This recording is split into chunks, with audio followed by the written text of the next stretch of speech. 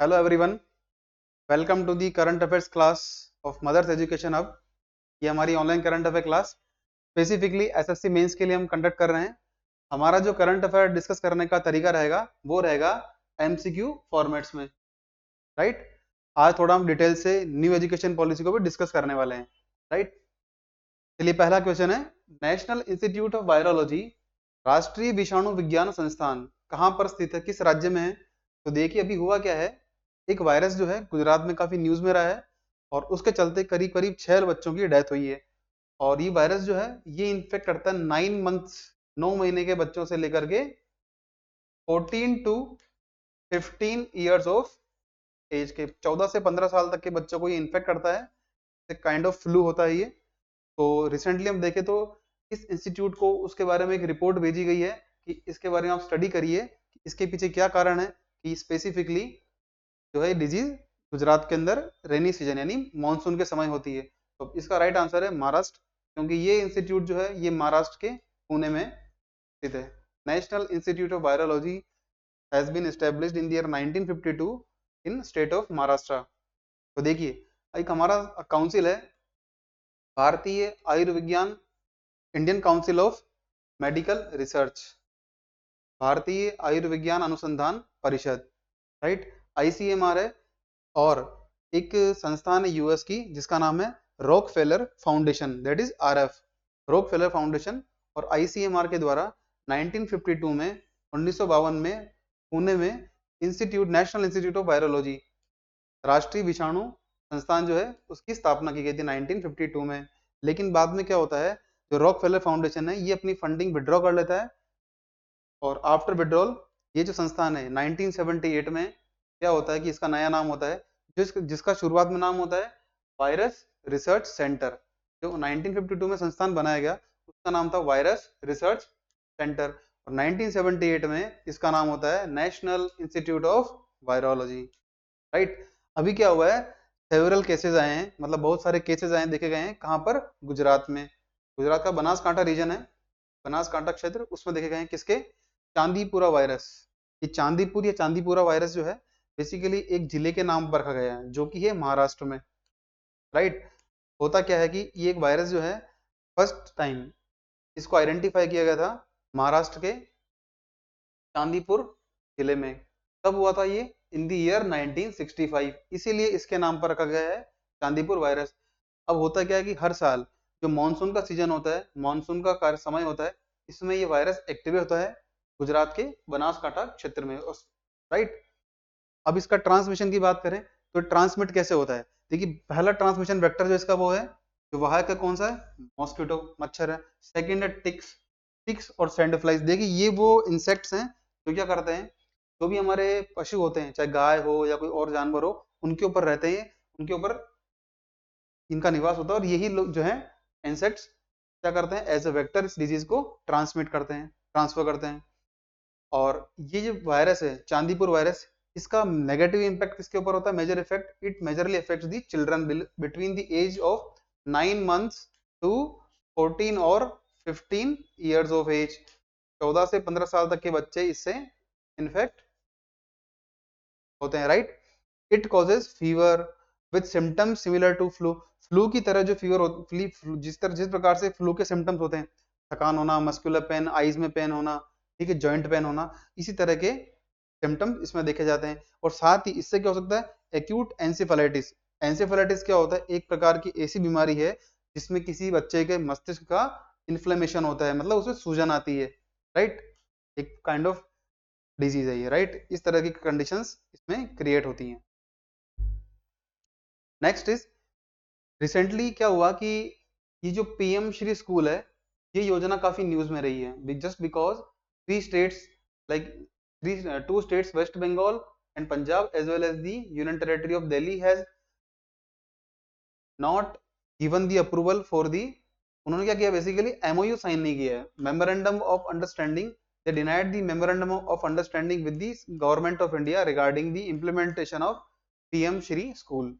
ये क्या हुआ कि पंजाब में और दिल्ली में क्या है, आम आदमी पार्टी गवर्नमेंट है, तो उन्होंने डिनाई किया कि ये पीएम श्री स्कूल है, इसी प्रकार का मॉडल हम ऑलरेडी इंप्लीमेंट करें, इसको हम इंप्लीमेंट हमारे हमारे रीजन में हमारे क्षेत्र में नहीं करेंगे। वैसे ही same to same West Bengal, पश्चिम बंगाल में क्या है, गवर्नमेंट के द्वारा ये का स्टेटमेंट दिया गया है कि हम ये पीएम श्री स्कूल योजना है, इस प्रकार की scheme already state run scheme है, स्टेट के द्वारा चलाई जा रही है, तो उसके लिए हम अप्रूवल नहीं दे रहे हैं। और लास्ट 3 क्वार्टर्स, तो पिछले 3 इंस्टॉलमेंट्स है, अक्टूबर से नवंबर, अक्टूबर से दिसंबर, जनवरी से मार्च और अप्रैल से लेकर जून तक, जो 3 क्वार्टर्स हैं, इनकी जो है क्या हुआ है कि इनकी इंस्टॉलमेंट जो है सर्व शिक्षा अभियान के तहत इन स्टेट्स और यूनियन टेरिटरीज को फंड नहीं की गई, ट्रांसफर नहीं की गई, इसलिए ये जो स्कीम है न्यूज में रही है। चलिए थोड़ा हम इस स्कीम के बारे में बात कर लेते हैं। There are 4 statements regarding the PM Shri school scheme, PM Shri school scheme, और आपको आइडेंटिफाई करना है which one of the following is the incorrect statement. First option is it is a central sector scheme. यह है भारत सरकार की एक केंद्रीय क्षेत्र की योजना है। It is a central sector scheme of government of India which was launched in the year 2022, 2022 में लॉन्च की गई केंद्रीय क्षेत्र की योजना। Second is the scheme is proposed to be implemented over a period of 5 years. अगले 5 सालों में 2022-23 से 2026-27 तक इस स्कीम को 5 सालों में इंप्लीमेंट किया जाएगा। और इसके लिए जो ओवरऑल फंडिंग है वो कितनी है, almost more than 27,000 crore rupees, 27,000 crore से अधिक का इसका फंड है, राइट। और ये कौन सी मिनिस्ट्री के अंदर आता है, मिनिस्ट्री ऑफ एजुकेशन, राइट। जो भारत का शिक्षा मंत्रालय है, पहले इसका नाम क्या था, ministry of human resource and development, मानव संसाधन विकास मंत्रालय था, उसी का नाम बदल के कर दिया गया मिनिस्ट्री ऑफ एजुकेशन, शिक्षा मंत्रालय। तो इस मंत्रालय के अधीन ये स्कीम इंप्लीमेंट हो रही है। The PM Shri school will be developed as the green schools incorporating environmental friendly aspects. जो पीएम श्री स्कूल्स हैं, इनमें इनको पर्यावरण के अनुकूल जो विभिन्न प्रावधान है उनके तहत डेवलप किया जाएगा, ठीक है, एज ए ग्रीन स्कूल के भांति, जिसमें सिंपल सा फंडा है कि सिंपल सा ऑब्जेक्टिव है कि जो स्कूल्स हैं उसमें एनवायरमेंट प्रोटेक्शन पे भी काफी ध्यान दिया जाएगा, ये बात कही है। बिल्कुल ये राइट स्टेटमेंट है, ऑप्शन बी भी राइट स्टेटमेंट है। This initiative is intended to develop more than 14,500 PM Shri school throughout the nation, कि पूरे भारतवर्ष में, पूरे देश भर में 14,500 से अधिक जो स्कूल हैं उनको पीएम श्री स्कूल की भांति डेवलप किया जाएगा। बिल्कुल सही ऑप्शन है ये। जो ऑप्शन ए हमारा है, which states it is a central sector scheme, it is correctly altogether wrong because it is a central sponsored scheme। ठीक है, थोड़ा सा डिफरेंशिएट कर देता हूं मैं आपको। दो तरह की स्कीम्स होती हैं। First is central sector scheme, केंद्रीय क्षेत्र की योजना, अनदर इज स्पॉन्सर्ड, राइट। तो मेजर डिफरेंस क्या है, सेंट्रल सेक्टर स्कीम और सेंटर स्पॉन्सर्ड स्कीम है। ये सेंट्रल सेक्टर स्कीम जो होती है बेसिकली होती है यूनियन लिस्ट पर बेस्ड, अंडर आर्टिकल 246 और शेड्यूल 7। भारत के संविधान में जो अनुसूची 7 है उसके अंतर्गत अनुच्छेद 246 है, उसमें हमें मिलता है 3 लिस्ट मिलती है, यूनियन लिस्ट, कॉन्करेंट लिस्ट और स्टेट लिस्ट, संघ सूची, समवर्ती सूची और राज्य सूची। उसके तहत जो है हमें सेंटर सेक्टर स्कीम है वो इंप्लीमेंट की जाती है। इसके लिए कंप्लीट फंड है, entire fund is allocated by the government of India और द सेंट्रल गवर्नमेंट। भारत की जो केंद्र सरकार है उसके द्वारा कंप्लीट फंड होता है, ऑलमोस्ट क्या मतलब एग्जैक्टली 100% फंड आता है, राइट। और जो इम्प्लीमेंटिंग एजेंसीज हैं वो कौन सी होती हैं, सेंट्रल गवर्नमेंट के द्वारा ही इसे इंप्लीमेंट किया जाता है। वही हम सेंट्रल स्पॉन्सर्ड स्कीम की बात करें तो sponsored it means it will have share both of the government of India as well as the government of state, कि संबंधित राज्य सरकार का भी इसमें स्टेक होगा और भारत सरकार का भी होगा। अब ये चाहे तो जो शेयर है फंडिंग का ये 90:10 हो, 80:20 हो, 75:25 हो, और मेजरली हम क्या देखते हैं, इट इज 60:40। ये किसी भी एक फंडिंग पैटर्न के अंदर फंड करने का तरीका हो सकता है। इसे इंप्लीमेंट कौन करेगा, it will be implemented by the government of state, right, राज्य सरकार इसे इंप्लीमेंट करेगी।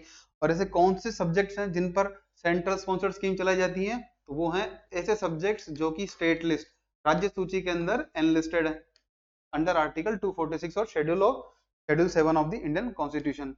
यहां तक क्लियर है। इसका बेसिक एग्जांपल है स्पॉन्सर्ड स्कीम का, क्या है मनरेगा। हम देखते हैं कि ग्रामीण क्षेत्रों में एक रोजगार के लिए, एक रोजगार और आधारभूत संरचना के विकास के लिए मनरेगा स्कीम चलाई जा रही है।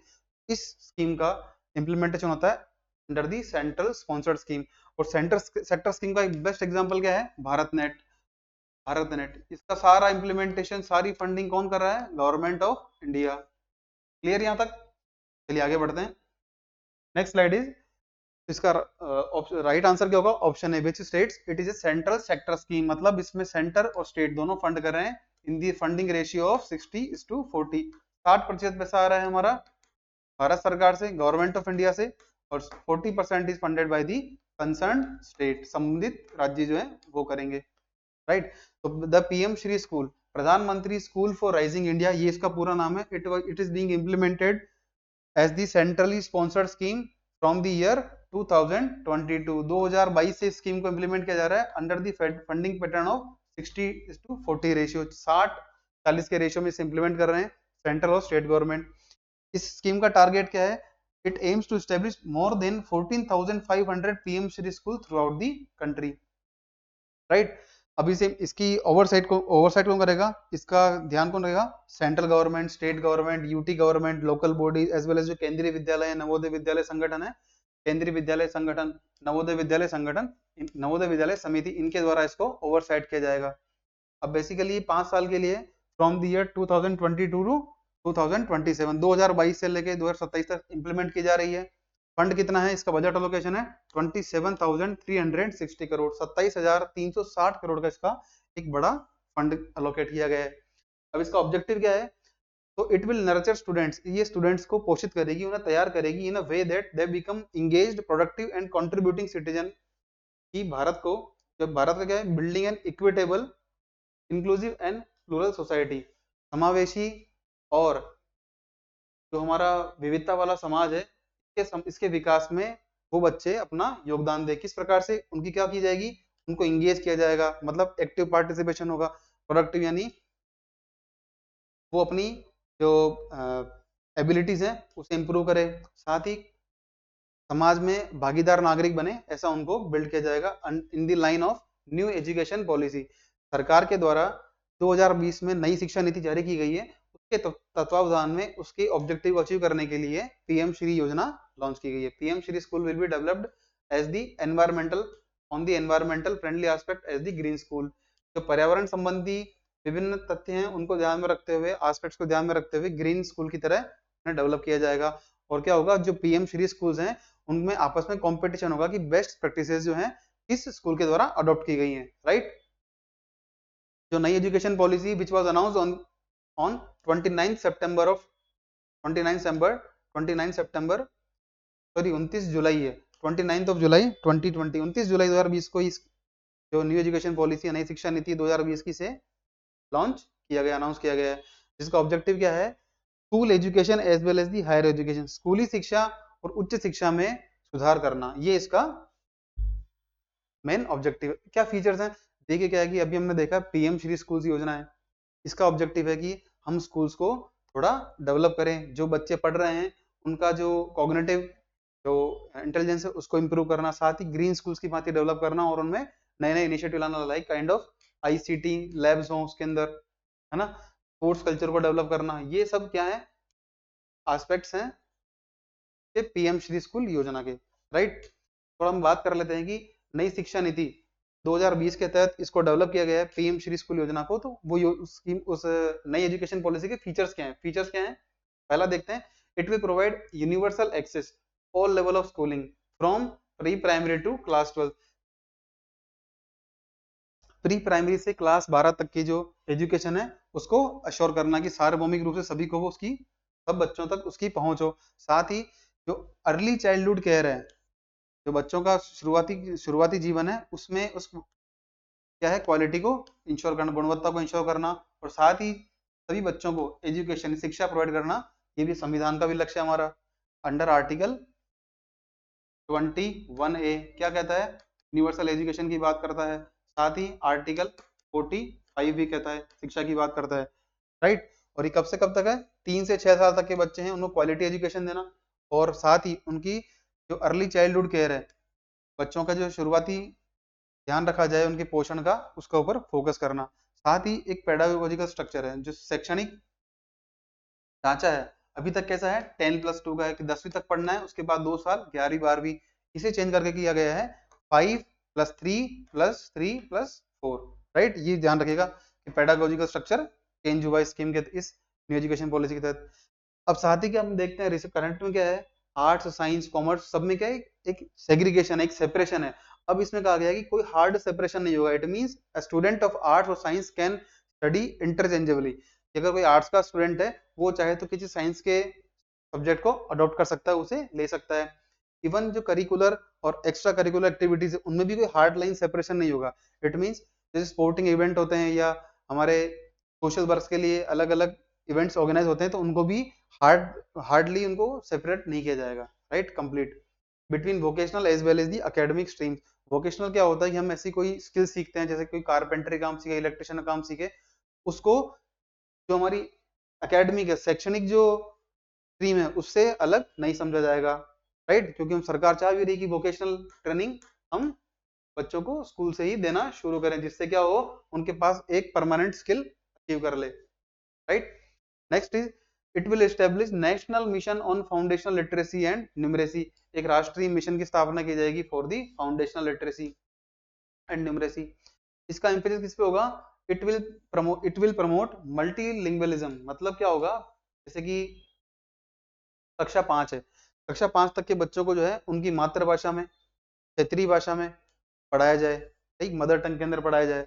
और अगर यदि पॉसिबल है तो कक्षा 8 तक या उससे आगे भी पढ़ाया जाना चाहिए, राइट। हम क्या देखते हैं, हिंदी इंग्लिश के अंदर पढ़ाई होती है कुछ राज्यों में उनकी स्टेट लैंग्वेज में, बट हम चाह रहे हैं कि अगर उस राज्य की कोई क्षेत्रीय भाषा है, राज्य भाषा है, मतलब आधिकारिक भाषा है, तो उसके अंदर ही पढ़ाया जाए यथासंभव, राइट।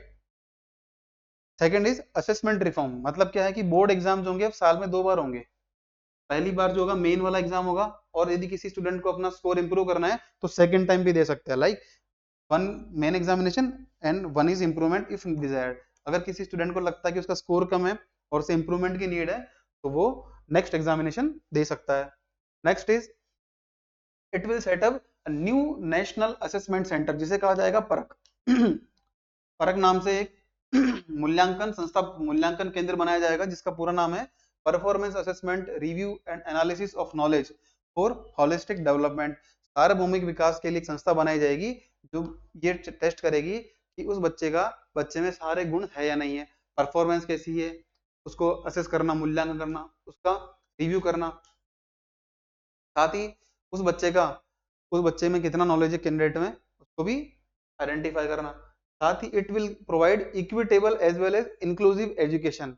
इसमें क्या है कि हम चाहते हैं कि कोई व्यक्ति, कोई बच्चा पीछे ना रहे एजुकेशन क्षेत्र में, इसलिए हम क्या चाहते हैं, एक समावेशी शिक्षा दी जाए। इसका मतलब क्या है, यदि कोई किसी बच्चे का सामाजिक और आर्थिक रूप से पिछड़ा पड़ना परिवार का, इस वजह से भी वंचित ना रहे, उनको भी शिक्षा दी जाए। तो it will provide education to socially and economically disadvantage groups also.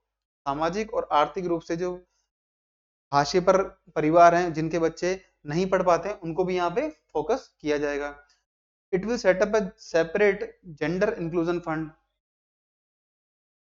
लैंगिक समावेशी कोष का गठन किया जाएगा। इसका मतलब साफ दिख रहा है कि मेल और फीमेल, इनकी जो एजुकेशन ग्रोस एनरोलमेंट रेशियो, उसको ट्रैक किया जाएगा। And it will set up a special education zone. विशेष शैक्षणिक जोन बनाए जाएंगे फॉर द डिसएडवांटेज्ड रीजन। ऐसे क्षेत्र जहां पर अभी सामाजिक आर्थिक विकास, जो सोशो इकोनॉमिक डेवलपमेंट है, वो इतना अच्छा नहीं है, उन क्षेत्रों के अंदर का यूज किया जाएगा फंड का। It will provide robust and transparent process for recruitment of teacher. जो टीचर्स स्कूल के अंदर पढ़ाएंगे, कॉलेजेस में पढ़ाएंगे, उनका एक ट्रांसपेरेंट रिक्रूटमेंट प्रोसेस के थ्रू उन्हें गुजरना होगा, ताकि हमें क्वालिटी टीचर्स मिल पाए, लाइक, राइट। एक नेक्स्ट ऑब्जेक्टिव है, the centre as well as the state government will spend 6% of the GDP in the education sector. कि राज्य और केंद्र सरकार मिलकर कुल जीडीपी का 6% शिक्षा क्षेत्र में निवेश करेंगे, जो कि अभी बहुत कम है, अराउंड 2% के आसपास है ये, आई गेस, ना मुझे रिकॉल हो रहा है, 2% के आसपास से बढ़ाकर 6% करना है। तो new education policy aims to increase the gross enrolment ratio to 100% in the pre school to secondary level by 2030। 2030 तक प्री प्राइमरी स्कूल से लेकर के 12th तक के जो बच्चे हैं, जो भी योग्य बच्चे हैं, उन सभी का 100% हमें एनरोलमेंट करना है स्कूल में। इसे कहा जाता है ग्रॉस एनरोलमेंट रेशियो। ऐसे ऐसे विद्यार्थी, ऐसे बच्चे जो कि स्कूल जाने योग्य उस एज ब्रैकेट में आते हैं, उनका एनरोलमेंट होना चाहिए। इसे कितना करना है? By the year 2030 we have to increase it at 100% होना चाहिए। साथ ही जो हायर एजुकेशन इंस्टीट्यूशंस हैं, उच्च शैक्षणिक संस्थान है, उनमें 2035 तक कितना करना है? 50% बाई 2035, 2035 तक बढ़ा के करना है 50%। इसकी वजह क्या है? देखिए, आफ्टर मैरिज ऐसी गर्ल्स जिनकी शादी 21 साल की एज में हो जाती है, या 20 साल में, या 19 साल में, उनकी क्या होती है? हम जानते हैं एजुकेशन ब्रेक हो जाती है। कुछ स्टूडेंट होंगे जिनका क्या होगा कि अपने फैमिली के वर्क के चलते हैं या पॉवर्टी, गरीबी के चलते क्या होता है, उनकी शिक्षा, उनकी एजुकेशन बीच में ही छूट जाती है। उसको कंटिन्यू करने के लिए और हमारा जो डेमोग्राफी डिविडेंड है उसे मजबूत करने के लिए प्रयास किया गया है कि 2035 तक जो भी हायर एजुकेशन इंस्टीट्यूशंस हैं उनमें 50% जो हम ग्रॉस एनरोलमेंट रेशियो इंश्योर करें। राइट। अब एक संस्था है national testing agency. National testing agency है, क्या करेगी ये? जो भी हमारे हायर एजुकेशन इंस्टीट्यूशंस है, उच्च शिक्षा के संस्थान है, उनमें एडमिशन के लिए कॉमन टेस्ट आयोजित करेगी। यहाँ तक क्लियर? आई होप जो आपको न्यू एजुकेशन पॉलिसी समझाई गई है ये क्लियर होगी, और मैं उम्मीद करता हूँ कि ऐसा कोई डाउट नहीं रहा होगा आपका। इसका पैटर्न क्या है, पेडागोजिकल स्ट्रक्चर क्या है, ये याद रखेगा। 5 3 +3 +4 जरूर याद रखेगा। ऐसा नहीं कि अगर एग्जाम के अंदर ऐसा पूछा जाए 5 +4 +3 3, तो गलत है। इसका राइट आंसर है 5 3 3 4। राइट। चलिए अब हम बात करते हैं, एक फेस्टिवल है हरेला फेस्टिवल। ये अभी सेलिब्रेट किया जा रहा है किसी भारत के राज्य में। अब आपके सामने चार ऑप्शंस हैं, किस स्टेट में ये हरेला फेस्टिवल ऑर्गेनाइज होता है या सेलिब्रेट किया जाता है। First is Himachal Pradesh, second Haryana, third Uttarakhand, fourth is Kerala. देखिए इसका राइट आंसर है उत्तराखंड। उत्तराखंड में क्या है कि श्रावण महीने में, अभी श्रावण चल रहा है हिंदू हिंदू कैलेंडर के हिसाब से, तो एक फेस्टिवल है जो कि कुमाऊं रीजन है, कुमाऊं क्षेत्र है, वहां पर ये हरेला फेस्टिवल सेलिब्रेट किया जाता है। चलिए थोड़ी सी बात कर लेते हैं इसकी। Harela, it means a day of green, मतलब हरियाली का दिवस कह सकते हैं इसको।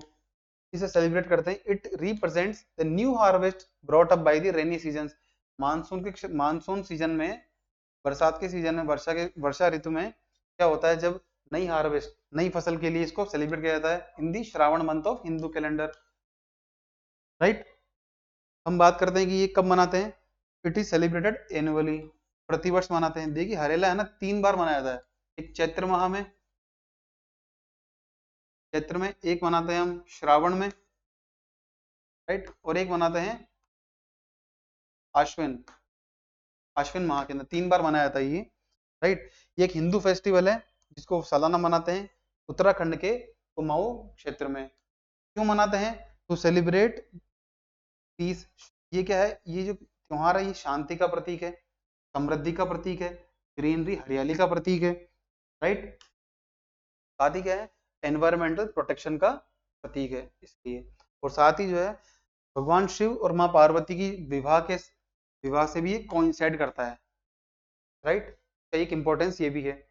इसमें होता क्या है, देखिए आज का जो दिवस है, कि आज की डेट है 16 जुलाई, आज ये मनाया जा रहा है। तो इसमें क्या होगा, लगभग 7 से 10 दिन पहले जो फैमिली हेड होते हैं, परिवार के मुखिया होते हैं, वो कुछ 7 प्रकार के बीजों को बो देते हैं। बीज बोते हैं 7 types of seeds.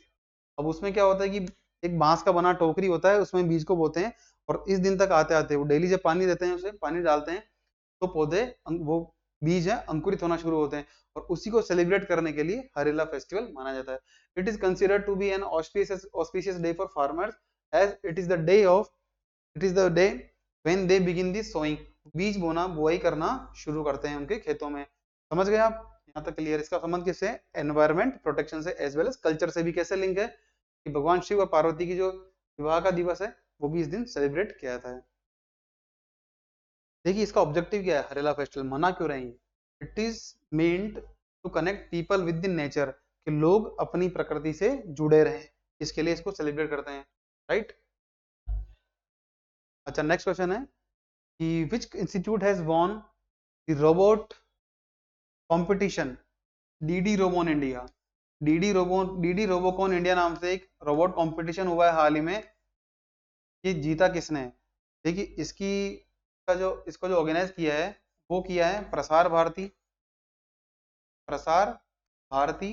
As well as IIT Delhi के द्वारा न्यू दिल्ली में, राइट। आईआईटी दिल्ली और प्रसार भारती ने सम्मिलित रूप से ऑर्गेनाइज किया है, जिसका नाम है डीडी रोबोकॉन। जीता किसने? इसने जीता है निर्मा यूनिवर्सिटी ने। और सेकंड कौन रहा है? Pimpri Chinchwad college of engineering Pune, याद रखिएगा आप दोनों। हमारे लिए जो काम की चीज इसके अंदर तो क्या है कि ये अवार्ड जीता किसने है, किसने ऑर्गेनाइज किया है, तो प्रसार भारती और आईआईटी दिल्ली ने किया है। और हमारे लिए नेक्स्ट रहेगा प्रसार भारती का importance, right. The team of institute of technology Nirma university won the DD Robocon India robot competition, right. ये कहाँ हुआ था? नई दिल्ली के त्यागराज स्टेडियम में। It was organise by the Prasar Bharati and IIT Delhi और प्रसार भारती ने मिलकर इसे ऑर्गेनाइज किया था। विनिंग टीम जो क्या करेगी, वियतनाम में एक अंतरराष्ट्रीय इवेंट होगा, इंटरनेशनल इवेंट होगा, जिसका नाम होगा international Asia broadcasting union Robocon 2024। 2024 में वियतनाम के क्वेंग में ये कंपटीशन ऑर्गेनाइज होगा, जिसमें क्या करेगा, निर्मा यूनिवर्सिटी जो है ये भारत को रिप्रेजेंट करेगी, राइट। अब हमारे लिए काम की बात क्या है? हमने पढ़ लिया पिंपरी चिंचवाड़ कॉलेज है पुणे का, ये रनर अप रहा है, फर्स्ट सेकंड पोजीशन मिली इनको, राइट। अब हमारे काम की बात है प्रसार भारती, ठीक है, कि प्रसार भारती है क्या।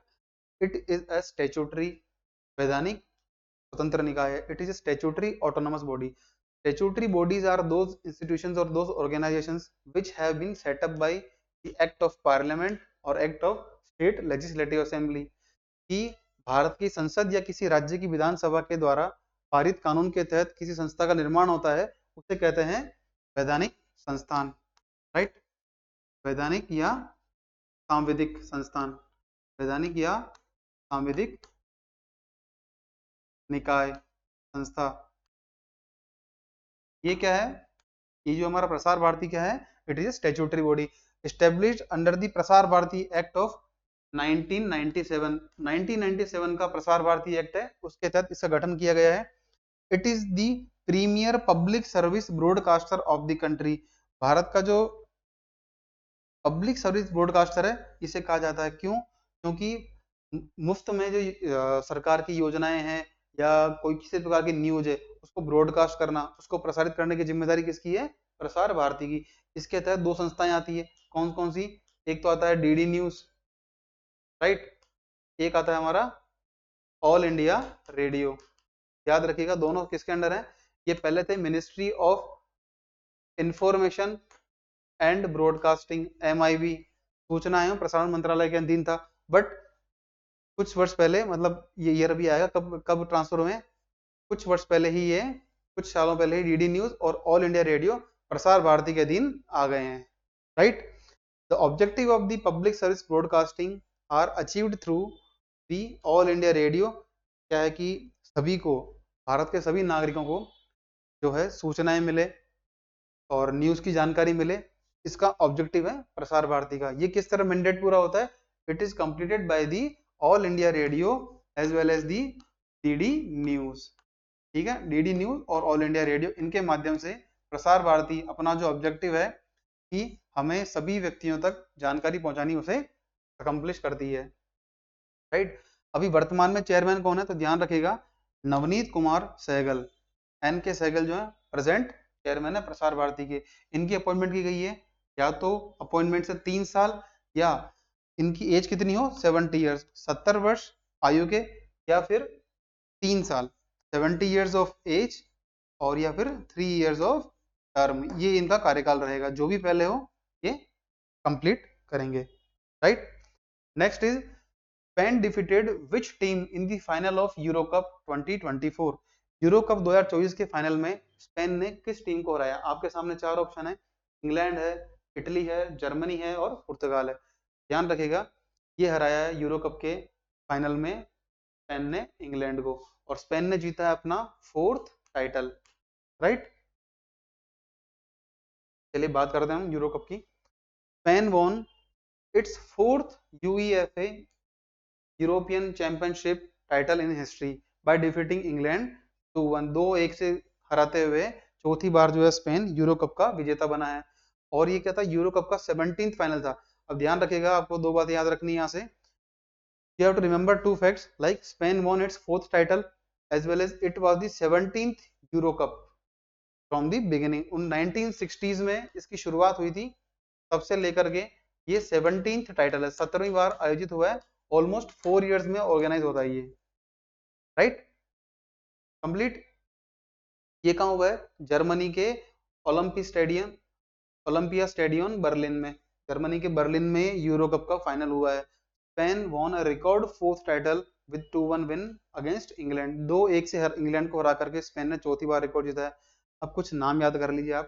इसमें कहा है कि player of the final match कौन रहे हैं, तो निको विलियम्स स्पेन के। 3 खिलाड़ी हैं, 3 को अवार्ड मिला है। प्लेयर ऑफ द सीरीज, जिसे कहते हैं प्लेयर ऑफ द टूर्नामेंट, एक है player of the match as well as youngest player. तीनों खिलाड़ी स्पेन से ही बिलोंग करते हैं। तो फाइनल मैच में कौन रहे हैं, निको विलियम्स, इन्होंने स्कोर भी किया था। यंगेस्ट प्लेयर कौन है टूर्नामेंट के, तो लामिन यमल है, ये भी स्पेन के हैं। Next is player of tournament, ये कौन रहे हैं, रोड्री, ये स्पेन के खिलाड़ी हैं। अब देखिए हमारा हमने पढ़ा अभी 17th यूरो कप था, ये कौन सा था, याद रखिएगा 17th यूरो कप। और स्पेन ने 4 बार जीता है। तो हम देख लेते हैं उन देशों के नाम जिन्होंने सर्वाधिक बार यूरो कप जीता हो। तो स्पेन ने जीता है 4 बार, जर्मनी ने जीता है 3 बार, इटली 2 बार, फ्रांस 2 बार। तो देखिए 4 3 7 और 4 11 बार तो हमने यहाँ देख लिया। बाकी जो कंट्रीज हैं उन्होंने ऑलमोस्ट सिंगल टाइम ही जीता है, राइट। नेक्स्ट क्वेश्चन है बारबरा क्रेजिकोवा, ये एक विंबलडन टेनिस प्लेयर है, इन्होंने हाल ही में विंबलडन जीता है।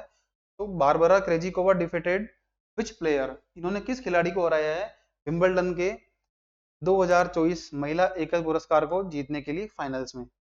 रिसेंटली विंबलडन के हमने देखे गेम्स हुए, विंबलडन ओपन हुए हैं। इसमें क्या है कि महिला और पुरुष की एकल टीम भी खेलती है। हमने कल पढ़ा था कि कार्लोस एल्कारेज ये क्या बने हैं, मेंस सिंगल टाइटल, इन्होंने किसको हराया है, नोवाक जोकोविच को हराया है। और साथ ही महिला सिंगल्स हैं, विमेन सिंगल्स, उसमें उसमें कौन विजेता रही है, बारबरा क्रेजिकोवा, राइट। इन्होंने किसको हराया, 4 ऑप्शन है आपके, Danielle Collins, Jelena Ostapenko, Jasmine Paolini और एलिना स्वितोलिना, ठीक है। 4 ऑप्शन हैं, इसका राइट आंसर है इटली की खिलाड़ी है जैस्मिन पाओलिनी, राइट। ये याद रखिएगा कि पहला जीता कौन है और उन्होंने हराया किसे, तो इटली की खिलाड़ी है जैस्मिन पाओलिनी। बारबरा क्रेजिकोवा कहाँ की है, चेक रिपब्लिक की। और कार्लोस अल्कारेज ने किसे हराया, तो नोवाक जोकोविच, राइट। ये आप याद रखिएगा। और जो कार्लोस अल्कारेज है उनका सेकंड टाइटल था, लास्ट ईयर भी उन्होंने हराया था नोवाक जोकोविच को, इस बार भी हराया है नोवाक जोकोविच को। सेकंड टाइटल कंटिन्यू जीता है उन्होंने, किन्होंने, कार्लोस अल्कारेज ने। So Czech Republic's Barbora Krejcikova won her first Wimbledon crown, first Wimbledon रहा है और ओवरऑल सेकंड ग्रैंड स्लैम है। And she defeated Italy Jasmine Paolini, Italy की खिलाड़ी है जैस्मिन पाओलिनी, उनको हराया है। अब हम बात करते हैं कि ये तो रही बात कौन सी, कि रिसेंटली कौन 2024 में विनर रहा है। हम थोड़ा चलते हैं बैकग्राउंड में कि सबसे अधिक ग्रैंड स्लैम टाइटल विनर्स कौन रही हैं, कौन सी महिला खिलाड़ी रही हैं। तो 3 नाम जरूर याद रखिएगा आप। ये मार्गरेट कोर्ट है, जिन्होंने 24 बार जीते हैं ग्रैंड स्लैम। ग्रैंड स्लैम का मतलब ये हुआ Australian open, French open, Wimbledon open and US open. ये 4 टूर्नामेंट प्रतिवर्ष होते हैं पुरुष और महिला टीम के लिए, राइट। अब इसमें क्या है कि ऐसा खिलाड़ी जो उस साल के चारों अवार्ड जीत ले, चारों गोल्ड मेडल जीत ले, चारों को फाइनल जीत ले, ठीक है, उसे कहा जाता है ग्रैंड स्लैम विनर, राइट। और मान लीजिए कि 2028 में 2024 में भी ओलंपिक होने वाले हैं।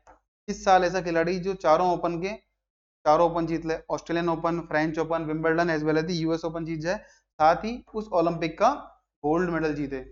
अ player who secures who achieve gold medal in the Olympics along with the 4 titles of Australian Open, French Open, Wimbledon Open and US Open will be regarded as the Golden Grand Slam. The only player who have won the Golden Grand Slam is Steffi Golden Grand Slam.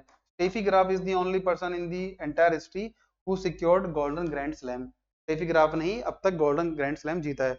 तो Margaret court है, इन्होंने 24 बार जीता है grand slam. Serena Williams है, इन्होंने जीता है 23 बार। Steffi Graf है, इन्होंने 22 बार जीता। नाम जरूर याद रखिएगा, इंपॉर्टेंट नाम है। नेक्स्ट इज विंबलडन जो चैंपियनशिप है, इसको सर्वाधिक बार किसने जीता? मोस्ट विंबलडन विनिंग टाइटल्स किसके पास है? ध्यान रखिएगा, मार्टिना नवरातिलोवा। देखिए थोड़ा प्रोनाउंसिएशन हो सकता है कि कुछ इनके नाम के अकॉर्डिंग नहीं हो पाए, बट आप समझ जाइएगा, Martina Navratilova. Second is Steffi Graf, third is Serena Williams. तो स्टेफी ग्राफ दोनों जगह आती है, ओवरऑल ग्रैंड स्लैम में भी और विंबलडन की लिस्ट में, राइट? यहाँ तक क्लियर? देखिए रिसेंटली क्या हुआ, कुछ अपॉइंटमेंट्स हुई है, थोड़ा सा बता देता हूँ आपको किसकी अपॉइंटमेंट हुई है। रिसेंटली जो है डेप्यूटी नेशनल सिक्योरिटी एडवाइजर, राष्ट्रीय उप सुरक्षा सलाहकार हैं विक्रम मिश्री, इनको अपॉइंट किया गया है। इसलिए हम क्या करेंगे, national security council as well as the national security adviser, इनका ब्रीफ में थोड़ा सा हम पढ़ेंगे। तो 1989 बैच के आईएफएस ऑफिसर हैं जो वॉशिंगटन डीसी यानी यूएस में और चाइना में सर्व कर चुके हैं, उन्हें क्या अपॉइंट किया गया? Vikram Misri has been appointed as the deputy national security adviser. NSA कौन है? नेशनल सिक्योरिटी एडवाइजर कौन है? मिस्टर अजीत डोभाल जी। अजीत डोभाल जो है वो हमारे क्या है? राष्ट्रीय सुरक्षा सलाहकार, नेशनल सिक्योरिटी एडवाइजर। और डेप्यूटी एनएसए कौन, किसे किसे अपॉइंट किया गया है? विक्रम मिश्री जी को, राइट? और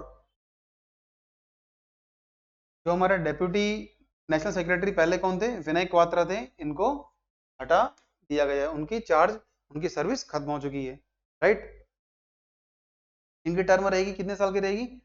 he will be in the office for next 2 years which will end in the year July 2026।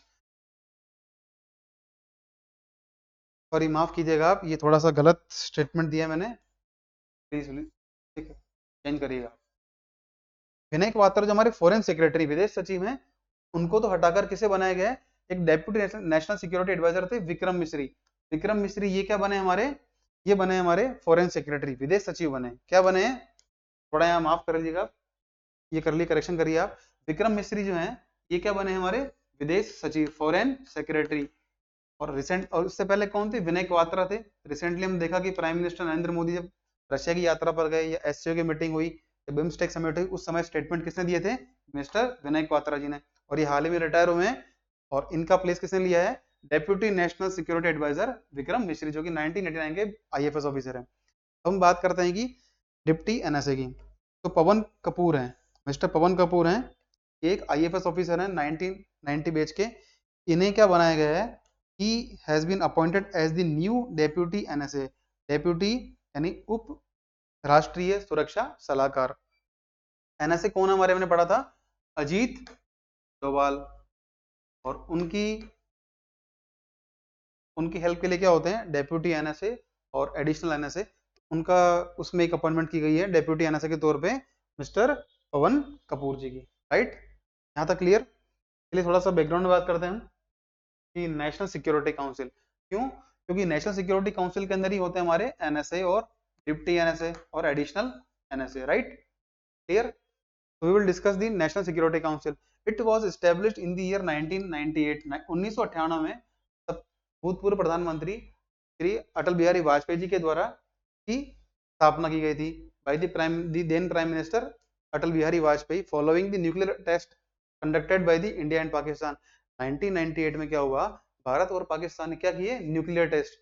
और उसी के बाद हमको महसूस हुई कि हमारे पास राष्ट्रीय सुरक्षा सलाहकार होने एक पद होना बहुत जरूरी है। So in the year 1998, the new post, new National Security Advisor was created, right?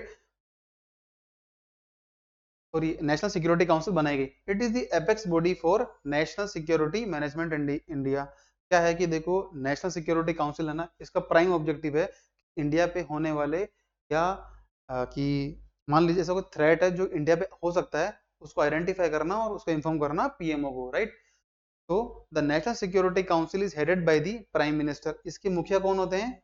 Prime minister, Bharat के माननीय प्रधानमंत्री होते हैं किसके?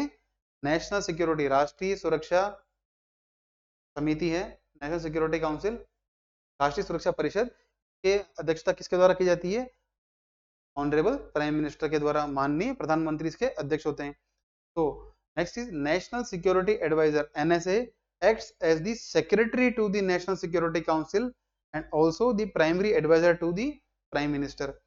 हमने क्या बात की? नेशनल सिक्योरिटी काउंसिल की। इस परिषद का गठन किया गया है इन द ईयर 1998, 1998 बनाया गया। के अध्यक्ष होते हैं ऑनरेबल प्राइम मिनिस्टर, और इनके सचिव कौन होते हैं? सचिव को कहा जाता है नेशनल सिक्योरिटी एडवाइजर। वो क्या होते हैं? एनएसए जो है अजीत डोभाल जी वर्तमान में ये हमारे हैं प्राइम मिनिस्टर के प्राइमरी एडवाइजर। जो प्रमुख या मुख्य सलाहकार होंगे सुरक्षा मामलों में वो कौन होंगे? हमारे नेशनल सिक्योरिटी काउंसिल के सचिव, जिन्हें कहा जाता है एनएसए, नेशनल सिक्योरिटी एडवाइजर, राष्ट्रीय सुरक्षा सलाहकार। यहां तक क्लियर? राइट।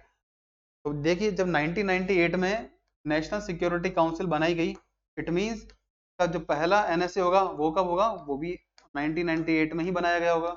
आगे डिस्कस करेंगे हम कि अभी तक कितने लोगों को एनएसए, नेशनल सिक्योरिटी एडवाइजर के पद पे अपॉइंट किया गया है। Right. Currently Ajit Doval is the current NSA.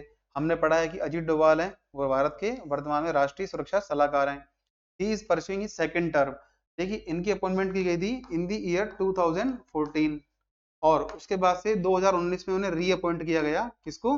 National security adviser mister Ajit Doval ji को 2019 में दोबारा अपॉइंटमेंट की गई। अब हम बात करते हैं अपॉइंटमेंट करता कौन है।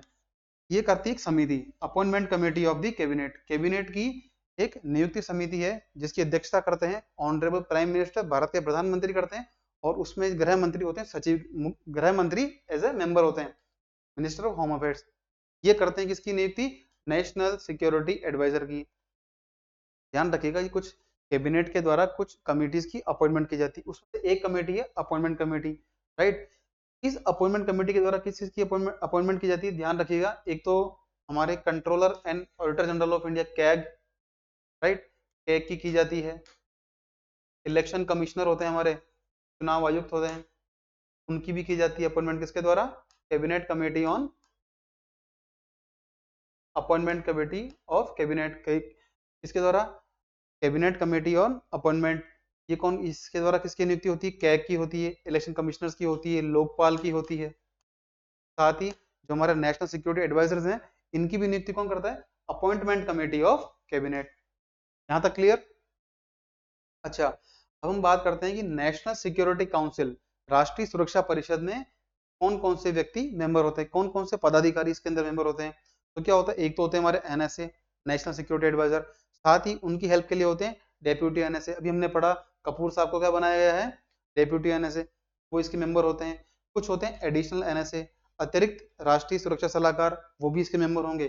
साथ ही रक्षा मंत्री, विदेश मंत्री, वित्त मंत्री और गृह मंत्री, ये सब कौन होंगे? इसके मंत्री होंगे। और कुछ और लोगों को बुलाया जाता है। साथ साथ जो नीति आयोग के वाइस चेयरमैन है सुमन बेरी जी हैं वर्तमान में, ये भी इसके मेंबर होंगे। कौन कौन होंगे? ध्यान रखिएगा, वित्त मंत्री, गृह मंत्री, रक्षा मंत्री, विदेश मंत्री, चार तो मंत्री होंगे। साथ ही नीति आयोग के क्या होंगे? वाइस चेयरमैन, जो वर्तमान में कौन है? मिस्टर सुमन बेरी। इसके साथ ही national security adviser plus deputy NSA, साथ ही एडिशनल एनएसए, ये कौन होंगे? नेशनल सिक्योरिटी काउंसिल के मेंबर। और हमने पढ़ा है एनएसए की अपॉइंटमेंट कैसे की जाती है? Through the appointment committee of cabinet, जिसमें कौन होते हैं? जिसके चेयर होते हैं हमारे ऑनरेबल प्राइम मिनिस्टर, और सदस्य कौन होते हैं? होम मिनिस्टर्स, राइट, जो कि वर्तमान में कौन है? मिस्टर अमित शाह। यहां तक क्लियर? चलिए थोड़ी सी ब्रीफ हिस्ट्री की बात करते हैं कि फर्स्ट जो हमारे एनएसए कौन थे? वो थे मिस्टर ब्रजेश मिश्रा, जो कि आईएफएस अधिकारी थे, विदेश सेवा के अधिकारी थे, भारतीय विदेश सेवा के। वो थे ब्रजेश मिश्रा 1998 से 2004 तक। ये पहले हमारे राष्ट्रीय सुरक्षा सलाहकार थे। नाम जरूर याद रखिएगा आप ये, और हो सके तो सीक्वेंस भी याद करिए, हो सकता है इनमें से क्वेश्चन आपको आने वाले एग्जाम्स में देखने को मिले। Second is JN Dixit, third is M K Narayanan, जो रहे 2005 से 2010 तक। सबसे छोटा कार्यकाल किसी का रहा है तो किसका रहा है? एन के दीक्षित जी का, राइट, कुछ मंथ का कार्यकाल रहा है इनका। फिर है फोर्थ है शिव शंकर मेनन, जो रहे 2010 से 2014 तक। फिफ्थ है अजीत डोभाल जी, 2014 से लेके वर्तमान तक, ये भी अपने पद पर, एनएसए के पद पर रहे हैं। तो फिफ्थ जो नंबर पे अपॉइंटमेंट हुई है वो कौन से हैं? अजीत डोभाल जी हैं, इनका सेकेंड टर्म है, राइट। ये याद रखिएगा। Brajesh Mishra was the first NSA, JN Dixit was the second, and he had a very short term of NSA. Third one is M.K. Narayanan, who served from the 2005 to 2010. Fourth NSA was Shiv Shankar Menon, who served from the year 2010 to 2014. Next, the last but not the least, Mr. Ajit Doval, who is the current NSA from 2000 since 2014. 2014 से हमारे कौन है वर्तमान में जो राष्ट्रीय सुरक्षा सलाहकार हैं, मिस्टर अजीत डोभाल। देखिए एक हमने बात की यूरो कप की, ऐसे कप होता है फुटबॉल का, Copa America cup, right, Copa America cup. इसका भी अभी रिसेंटली रिजल्ट आया है। इसमें क्या है, अर्जेंटीना, इसके कैप्टन कौन है, Lionel Messi, Argentina versus Colombia. तो क्या हुआ, इसमें अर्जेंटीना की जीत होती है, Argentina won the match by defeating the team of Colombia. Colombia की टीम को हराकर अर्जेंटीना जीती है कोपा अमेरिका कप। और यूरो कप कौन जीता है, तो यूरो कप जीता है हमारा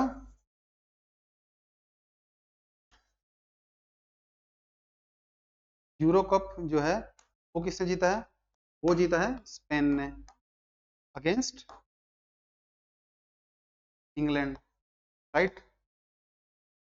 इंग्लैंड को हराकर स्पेन जीता है यूरो कप।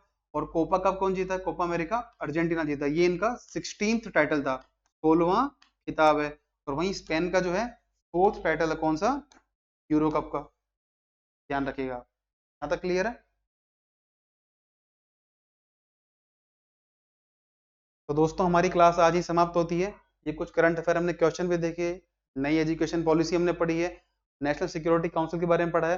प्लीज आप इन्हें रिवाइज करिएगा, जो जो भी इंपॉर्टेंट फैक्ट्स हैं नोट डाउन करिए और इसे रेगुलर बेसिस पे आप रिवाइज करते रहिएगा। आई होप कि आपको जो पढ़ाया गया है वो समझ में आया होगा। कोई डाउट है, किसी प्रकार की कोई शंका है, कोई टॉपिक ऐसा कि आप चाहते हैं कुछ करंट अफेयर हम लेकर आए, प्लीज आप कॉमेंट बॉक्स के अंदर मेंशन करिएगा। Thank you so much for being with us. Good luck to all.